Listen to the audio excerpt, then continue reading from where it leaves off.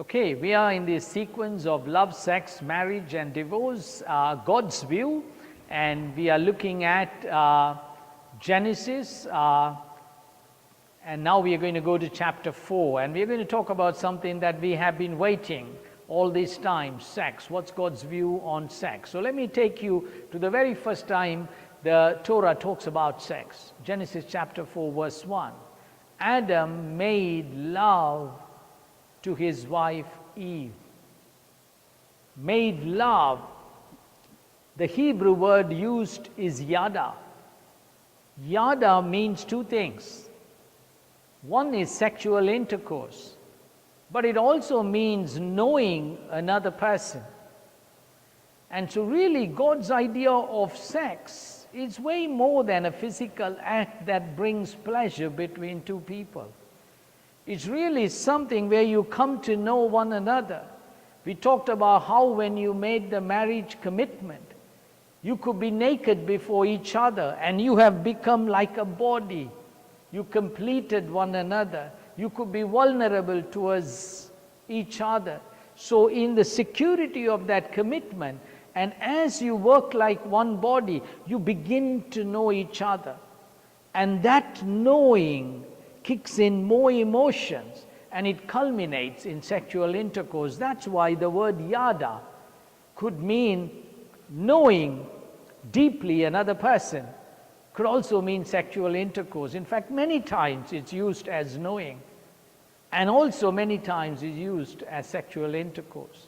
And it goes on to say, and Eve became pregnant and gave birth to Cain.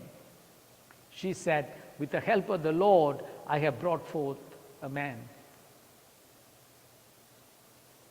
Now, so you can see sex in God's view is more than mutual pleasure. It is really knowing each other. But sex had more purposes than that knowing, than that pleasure. In Genesis chapter 1 verse 26, then God said, let us make mankind in our image, in our likeness, so that they may rule over the fish in the sea and the birds in the sky, over the livestock and all the wild animals, and over all the creatures that move along the ground. So God created mankind in his own image, and listen carefully now, in the image of God he created them, verse 27. Male and female he created them.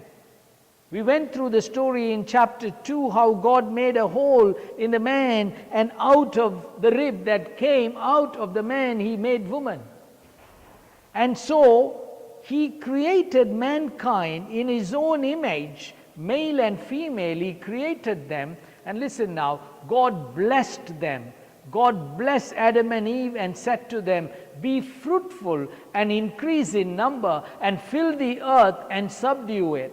So in this yada, in this process of knowing each other, in the process that culminates in sexual intercourse and gives pleasure, it's also meant to produce offspring who would go and find their own careers and have their own relationship with God. And they will rule, they will help Adam and Eve rule the earth. That was God's plan. Rule over the fish in the sea and the birds in the sky. He said, be fruitful and increase in number. And rule over every living creature that moves on the ground. So my friends, we must understand sex is not just for pleasure. It's just not just for knowing each other. It is to produce a family where we would raise up children who would have relationship with God, and they would rule in their own spheres. And particularly when yada has taken place and we have had sexual intercourse, it's very serious in the sight of God. So let me take you to Deuteronomy chapter 22. We'll pick it up from verse 13. Look, God's view on sex. If a man takes a wife and after sleeping with her dislikes her and slanders her and gives her a bad name, saying, I married this woman, but when I approached her, I did not find proof of her virginity. Then the young woman's father and mother shall bring to the town elders at the gate proof that she was a virgin. Her father will say to the elders, I gave my daughter in marriage to this man, but he dislikes her. But he has slandered her and said, I did not find your daughter to be a virgin. But here is the proof of my daughter's virginity. Then her parents shall display the cloth before the elders of the town, the blood that came when her virginity was broken. And the elders shall take the man and punish him for bringing disrepute for a woman that he didn't like. They shall fine the man 100 shekels of silver and give them to the young woman's father, because this man has given an Israelite virgin a bad name. She shall continue to be his wife. He must not divorce her as long as he lives. You see how seriously God views sexual intercourse. Yes, marriage commitment make them one body, but sexual intercourse takes it to another level. If, however, the charge is true and no proof of the young woman's virginity can be found, she shall be brought to the door of her father's house, and there the men of her town shall stone her to death. She has done an outrageous thing in Israel by being promiscuous while still in her father's house. You must purge evil from among you.